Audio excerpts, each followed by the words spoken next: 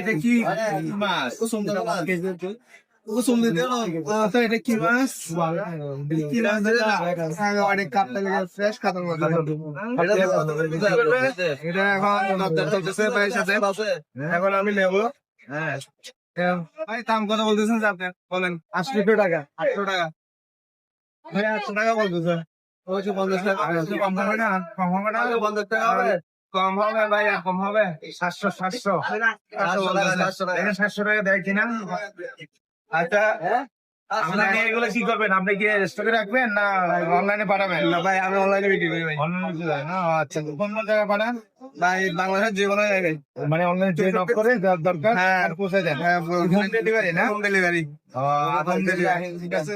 তাহলে একদম ভাই, 1 প্রাইস। আর কয়টা আছে?